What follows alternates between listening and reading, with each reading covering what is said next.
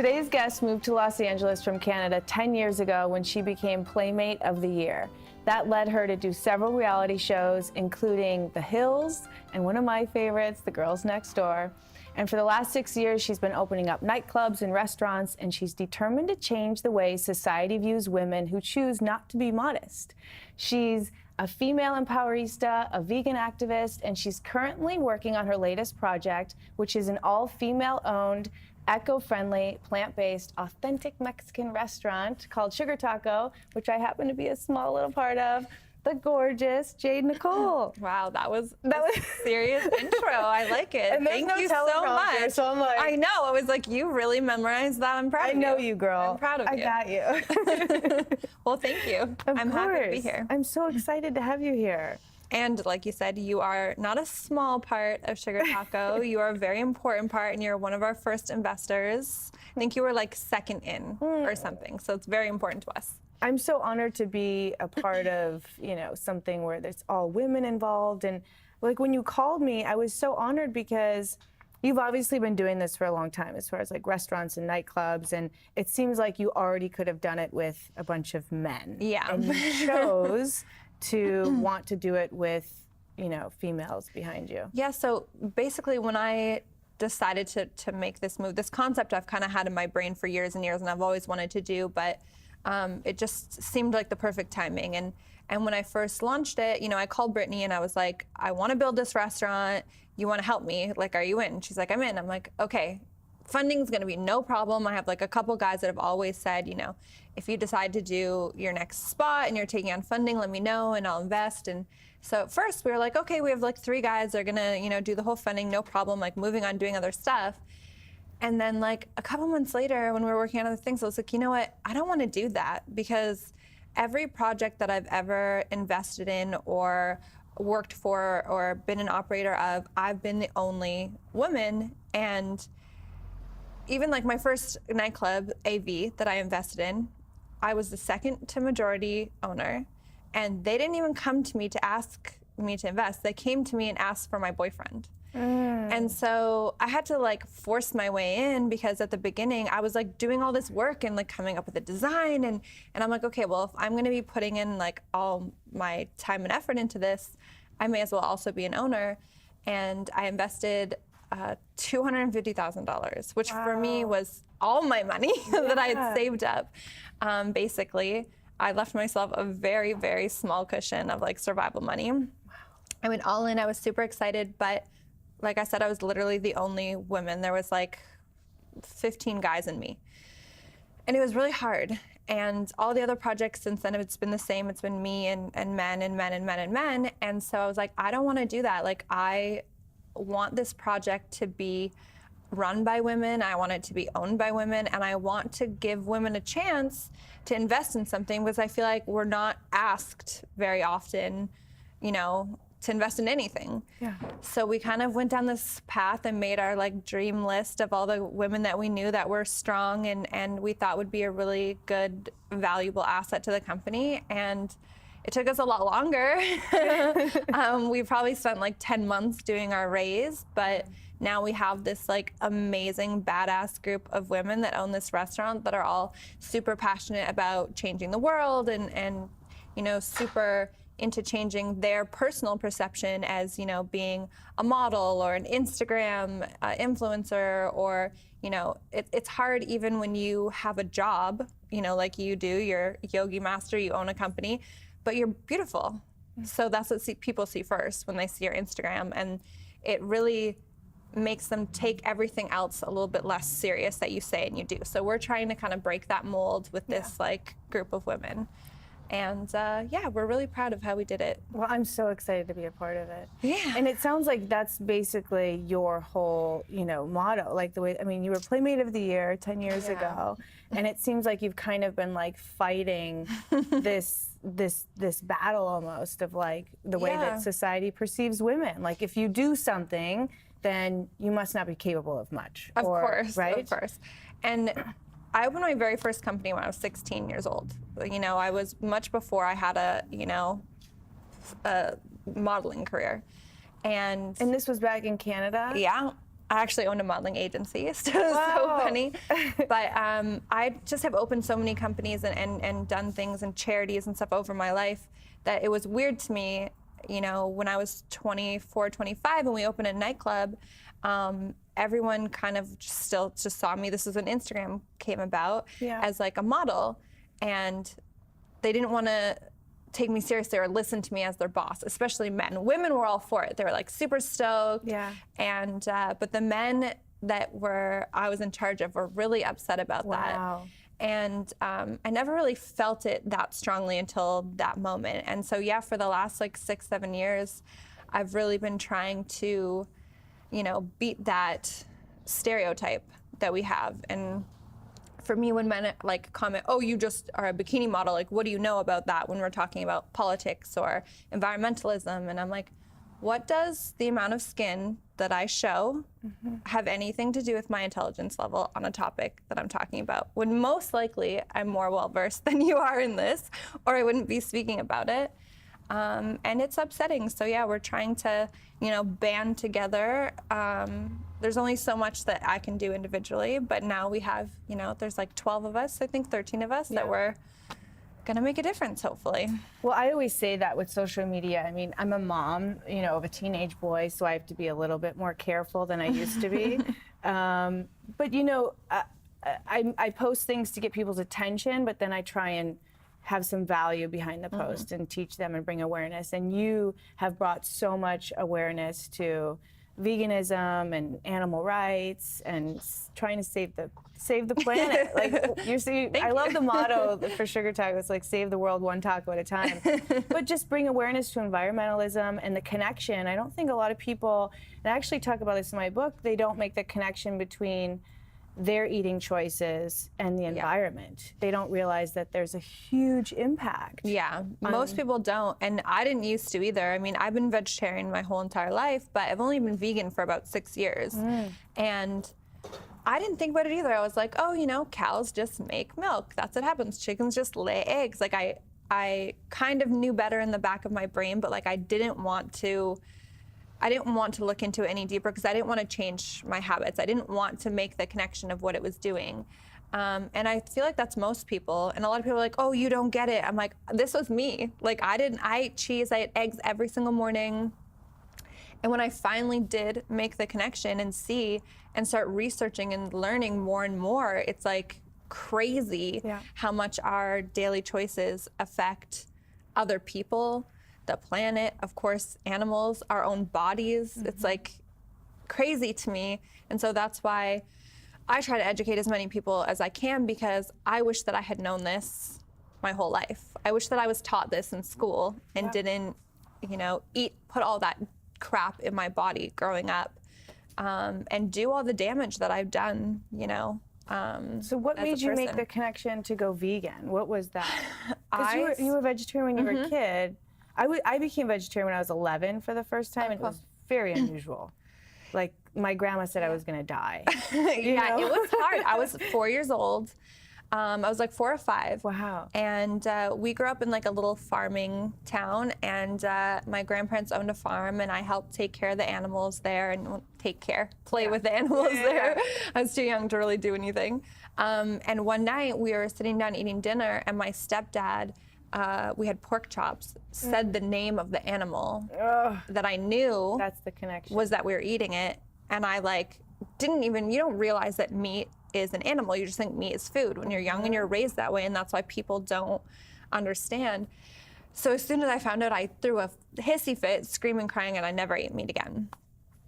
However, I continued to eat all dairy, didn't see the connection there, but social media came around, and I did a lot of work with PETA, so I followed them on Instagram, and they posted an egg video of like what really goes down in the egg industry, and I just couldn't unknow it. As soon as I watched it and I realized what was happening, I could no longer play ignorant and just eat my eggs and be like, oh no, they're totally fine. I saw it with my own eyes. So it scarred me and it sent me down this rabbit hole of research. It wasn't like I watched one video and felt like I knew everything. I really, really researched it a lot and, you know, found out how terrible it was. And I just cold turkey cut everything off that day. I think it's interesting. People get freaked out when you see these videos, and you know, I have a 14-year-old who is not a vegetarian, so I'm constantly sharing videos with him and trying to show documentaries and just give him the research. So he needs to come to that place on his own. But he's always like, Mom, I don't want to see. And that's exactly it. Once you see these videos, you cannot leave it from your subconscious. Like, it is there. And then once you make that connection, you have to think about it. Yeah. And it becomes it's harder to say no. But even more than that, you know, I think making that decision for health reasons is one thing, but once you realize that you can lower your carbon footprint and you can, you know, do all these environmentally, it's so many things. It's like, crazy. Oh, it's not about me. Like, I think so many people make it about me. Well, I like to eat this. Yeah. You know, and it's like, and they think it's a personal decision. It's like not affecting anyone else. I'm like, actually, let's say you don't care about animals at all. I will play to any part of this. Like, I don't care why people go vegan as long as they do it. So let's say you don't care about animals at all. Some people think they're put on this earth to die for human beings to eat, whatever. Putting that aside, if you care about human beings, you need to look into the way that the workers are treated in these areas, in the slaughterhouses. Terrible things happen to them. They get diseases, cancers, they lose limbs while they're working. You have to look at the people that are living around these places. There's really high rates of cancer because of the feces and just pure toxins that run off from these. More greenhouse gas emissions than transportation. Yes, than the entire thing of transportation. And all the land we're taking up, the forests that we're cutting down, the plants and the wheat that we're using to feed them, we could literally feed every starving child on the planet, like 4 times over. Yeah. So it doesn't matter, say you only care about yourself, okay, it causes heart disease, it causes osteoporosis, it causes diabetes, it causes cancer cells to grow. If you only care about like humanity, then there's all those reasons I just listed. If you care about the planet, it's obvious. I mean, like you just mentioned, the greenhouse gases is crazy. You could literally never drive a car, never fly an airplane, not ride a bus, not do anything your whole life and not have as much impact as just not eating meat and dairy. That's amazing. Which is crazy. Yeah. People always get at me, they're like, well, you travel, you fly. I'm like, yeah, of course. I'm not living in a hut off the grid in the forest doing nothing. I'm not perfect. However, I believe in doing the most amount of impact with the least amount of effort, which I feel like is what is like the best for everyone, which is veganism. It's like so easy. Yeah. You're still eating and you eat bomb food. Like, I still eat burgers and mac and cheese and pizza and like there's literally tacos, obviously, burritos.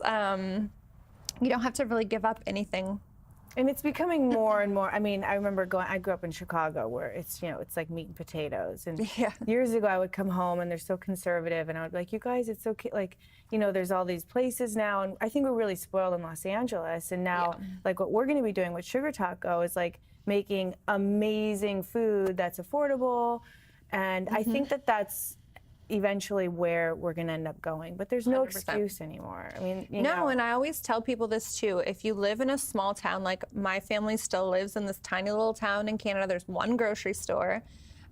Go in and request stuff of your grocery store. Supply on demand. If you are asking for things that you will buy, your grocery store will carry them. It's as simple as that. Same with restaurants. Like, why do you think all these restaurants have vegan menus now? It's because people like me, you, other people are like, what are your vegan options? Once they see that the demand is there, they'll create it for you. Exactly. So it doesn't matter where you live. It's just fruits and vegetables and grains and beans. Like, you can make it happen. You might not have all the like fancy gourmet cheeses and stuff that we have here yet. It's coming. But they, like my mom and sisters, they asked for vegan cheese, and now they have 2 different brands of vegan cheese in their tiny little grocery store in Canada that's like an hour and a half to the closest main city. So if they can do it, then anyone can do it. My mom gets so excited. Like, she'll call me and she'll be like, they have organic food now here. And like, you know, and I'm like, I know, Mom. Like, you know, the world is slowly changing because we're demanding, you know, that. And like you said with Sugar Taco, you know, we just announced it, a week ago that we were doing it. And I've had so many people be like, hey, bring one to Texas here, or bring one to Minnesota, bring one here. And we're getting so many like requests of cities where people are wanting this type of food that's plant-based but delicious and like affordable. So, I mean, we're gonna open as many as we can as fast as we can, of course. But yeah, that's like a big part of it is just servicing, like the demand is there. So all of the companies are slowly catching up to it and it's making a difference. And it's another big thing is people are like, oh, whatever, you're not making a difference, or me going vegan isn't gonna make a difference. I'm like, just look at the world. Look at all the massive companies that used to make meat that are now acquiring vegan, plant-based companies. There are slaughterhouses and dairy farms that are now turned into almond milk producers and rescues and all sorts of stuff, because that's the only thing that matters is supply and demand, which you said. If we're not demanding stuff, they'll stop making them. Like, well, and just how like it works. You that have, you know, a huge platform. I mean, Oprah is the epitome of this, but like anybody that has a huge platform and uses it for good and, you know, teaches people things that, you know, might otherwise not know. I totally respect. But there's something else I want to talk about. I'm dying to talk about. It's so funny. The other day, I sent my boyfriend your little TMZ thing, and I go, so these are my new business partners.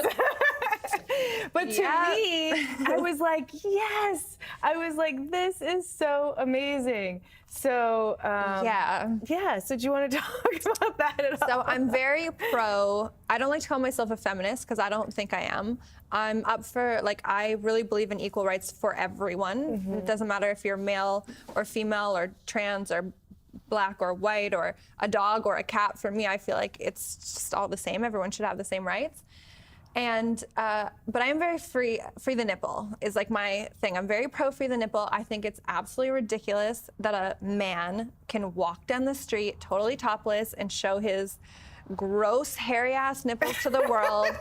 But a woman doing the same thing with her beautiful breasts that have a purpose on this planet would get arrested for it. It's literally illegal. And to me, that's so crazy. And like you said, it goes even further, like that issue they asked me about on TMZ of the girl in high school that was forced to put tape over her nipples because it showed through her t-shirt. Unbelievable. Which is insane. And I had the same thing growing up. Like, I got these exact size boobs when I was 13 years old. They just sprouted one summer, and it was a problem in my school. Like, they enforced a dress code solely because of me, because then when I'm wearing spaghetti straps and like whatever else, like I had boobs and nipples and the whole thing. And it's very stressful to be like made to feel that your body is something to be ashamed of and to hide. But like the guys in gym class would wear these like cut off shirts or play shirts and skins and be totally free to just be topless everywhere, and it's really upsetting. So that night, yes, I had had some tequila, but they were asking me about it, and I just tried to be in solidarity with her. Like, you don't have to be ashamed of this. Like, you should just be free to be out. And it's so funny too, because they posted that, but even in it, my nipples are blurred through my dress. So it's like, I kind of was like proud of them for posting it and also acknowledging the real story and not just being like, oh, girl shows her boobs. But which, also, by the way, if those of you who haven't seen it, that was Jade's response, was to just free the nipple. For those who haven't seen it, I pulled my boobs out on camera. Which I wish I could do at this point in my life, but I can't with a 14-year-old. But I don't have, I mean, power to, I mean, I think it's like, it probably was not, I believe in everything that I said. I probably wouldn't have pulled them out if I hadn't have had a couple shots of tequila. But I'm very proud of it, and I do really think that, I would walk around topless if it was legal. Not that I would like flaunt in front of cameras, because like I hate having my photo taken, weirdly enough. But it's just such an important thing for me, and women get shamed so often for their bodies in general. Whether you're fit or you're skinny, you're plus size, it doesn't matter. Like, you always get shamed for showing skin, no matter what. And me and Brittany, you know, my other partner in Sugar Taco, we start kind of like shaming men for showing skin. Like, we'll always like go onto like guys' Instagrams and be like, oh, you're just an Instagram model. Like, just because it's for us, obviously it's joking, we don't mean it seriously. But I'm like, you guys need a taste of your own medicine. You're literally doing the exact same thing that we're doing, but your reaction is so different. People are like, oh, great, where do you work out? But we post a bikini photo and people are like, oh, like she's a slut, or you don't know anything because you're just a bikini model. And it's like, you know that you can be intelligent and also wear a bikini? They're the same men that wish they could be with somebody like you, but they just don't have a shot. It's craziness. But I totally agree with you. And you know, in other parts of the world, it's like there's naked topless beaches. And for me, actually, I was in Miami when I was 18, and it was a topless beach. I was there every day. Yeah. And that's how I booked Abercrombie. I was like the first topless girl in Abercrombie. How cool. And it was a big deal. But That's like awesome. my mom and everyone was supportive, and you know. Oh yeah, my mom is like, she's the one that convinced me to do Playboy. She's like, you're only gonna be hot and young once. Like, you may as well take advantage. Exactly. I'm like, oh, all right. Yeah. I guess I should. I love it. But yeah, that I had to take a stance. I felt very passionate at the moment. Well, I think anytime that there's like you were just saying here, you had to fill out some forms, and that's so interesting when you think about that. That it was, you know, asking you to, if you're a Miss or a Mrs. Yeah. For a female. Yeah. But if you're a man, there's only one option. Exactly. So it would determine whether we're married or not. Exactly. So basically, it's like the value that you have as a woman changes based on you being married or not. But being a man, you're just a man. It's exactly the same. It makes no difference. And it's funny, I filled out so many forms. I mean, I'm an immigrant. I'm now a U.S. citizen. So I had my visa, my green card. So I have filled out probably 50,000 different forms, and I've never really thought about it until this morning. I filled out a petition for something. I'm like a petition monster. I signed so many. And it asked me, and I thought, like, it's so bizarre that we have to indicate our title as married or unmarried, but that a man is just Mr. That's it. Well, and now that you brought awareness to it, I think it'll start to shift. All these little things. It's so funny, that right? You just never think of it, and then you're like, wait. Yeah. Why? That's so stupid. Like, I don't feel like we should have to specify that. I don't feel like it should be important. So I want to ask you, what is, I always ask my guests, I know, and I'm sure you have a million, but if you had to say one thing, what is your golden secret? Oh, man. I think that being very honest with myself and with other people, I think works to my advantage. Most people are not very upfront or find it awkward, so they'll lie about stuff. And I've always had really bad experiences with that as a child, or like other people lying. And so I've tried to live my life as an extremely honest person. And I think it's allowed me to also meet other people that are on the same energy level and vibe as me, and are also really honest and good, and have good intentions for me and for themselves. And so, yeah, probably that. I love that. Living in your truth, and then the people that are living in their truth meet you right there. Well, I'm so grateful for you and to be a part of Sugar Taco and everything that you do and that you share to help save the world and all of that stuff. Where can everybody find you? I mean, if you have... Yeah, my Instagram is just Jayde Nicole.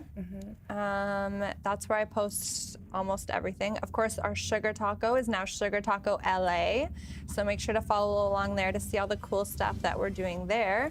And it's just the beginning. I mean, we have so much stuff that we're doing with Sugar Taco. It's not just a restaurant, you know, we're planting trees, we're feeding hungry kids around the world, and there's a lot of stuff that we're doing as a family and as a community there, and we're just starting to build. So everyone should go there. Yes, you do. Thank you so much. Thank you for having me. Yeah, so sweet.